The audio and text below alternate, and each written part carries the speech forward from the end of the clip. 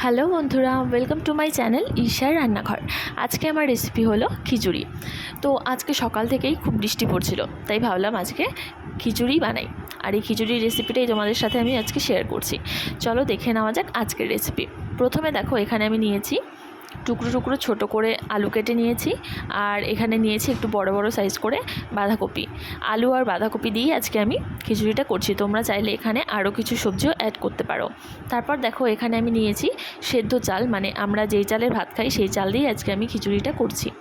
আর এখানে নিয়েছি আমি দুটো তেজপাতা, অল্প 5 ফোড়ন, আর নিয়েছি শুকনো লঙ্কা, আর এখানে নিয়েছি আদা থেতো করে, আর নিয়েছি কাঁচা লঙ্কা। কাঁচা লঙ্কাটা পুরোপুরি আমি পেস্ট করে নিই, একটু গোটা গোটাই রেখে দিয়েছিলাম। আর এখানে দেখো, কড়াইয়ে বসিয়ে দিয়েছি সর্ষের তেল। তেলটা গরম হয়ে গেলে এবারে এটাতে আমি দিয়ে দিচ্ছি বাঁধাকপি আর আলু।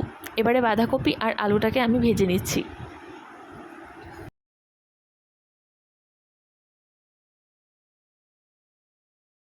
তারপর দেখো, হাঁড়িতে দিয়ে দিয়েছি আমি সর্ষের তেল, আর এখানে রয়েছে মুগের ডাল।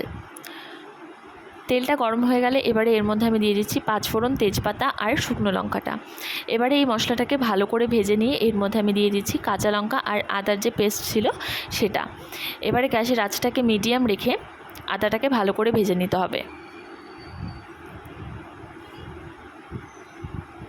আর কন্টিনিউ এটাকে নেড়েই যেতে হবে, না হলে কিন্তু মশলাটা পুড়ে যাবে। আর এই সাইডে দেখো, আমার আলু আর বাঁধাকপিটা প্রায় ভাজা হয়েই এসছে।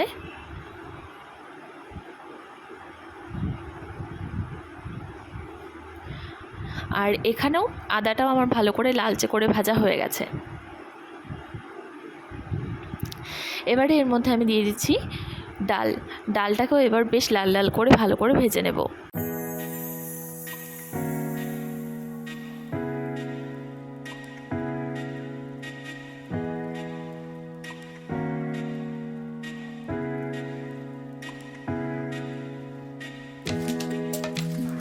আর ডালটাও কিন্তু কন্টিনিউ নাড়তেই হবে, না হলে কিন্তু ডালটা পুড়ে যাবে। দেখো, ডালটা কিন্তু আমার ভাজা হয়ে গেছে। এবারে এর মধ্যে আমি অ্যাড করছি হলুদ আর শুকনো লঙ্কা গুঁড়ো। এবারে এটাকেও ভালো করে একটু মিশিয়ে নিচ্ছি 2 থেকে 3 মিনিট মতো। এবারে এই মশলাটাকে আরও একটু ভেজে নিয়ে এর মধ্যে আমি দিয়ে দেবো পরিমাণ মতো জল। তোমরা কিন্তু চাইলে এই খিচুড়িটা আতপ চাল দিয়েও করতে পারো, বা গোবিন্দভোগ চাল দিয়েও তোমরা করতে পারো এটা। দেখো, তারপর জলটা দিয়ে এর মধ্যে আমি চাল অ্যাড করে দিয়েছি। এবারে এটাকে ভালো করে একটু মিশিয়ে নিচ্ছি। তারপর গ্যাসের আঁচটাকে একদম হাই করে দিয়ে এবার এটাকে একটু ফুটতে রেখে দিচ্ছি।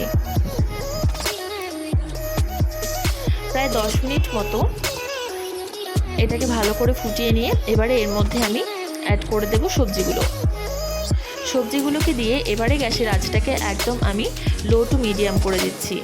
আর ঢাকা দিয়ে 10 মিনিট পর পর এটাকে কিন্তু আমি নেড়ে দিচ্ছিলাম। আর এর মধ্যে পরিমাণ মতো নুনও অ্যাড করে দিচ্ছি আমি এখন। নুনটা দিয়ে ভালো করে এটাকে মিশিয়ে নিচ্ছি। তারপর দেখো, 15 থেকে 20 মিনিট পর খিচুড়িটা কিন্তু আমার প্রায় হয়ে এসছে। এবারে এর মধ্যে আমি দিয়ে দিচ্ছি, তারপরে এর মধ্যে আমি অ্যাড করছি গরম মশলা গুঁড়ো। গরম মশলাটা দিয়ে এবার খিচুড়ির সাথে ভালো করে মিশিয়ে দিচ্ছি। তারপর নামানোর আগে দিয়ে দিচ্ছি 1 চামচ মতো ঘিটা দিয়ে কিছুক্ষণ রেখে নামিয়ে নিলে কিন্তু রেডি খিচুড়ি। আর সাথে ছিল বেগুনি।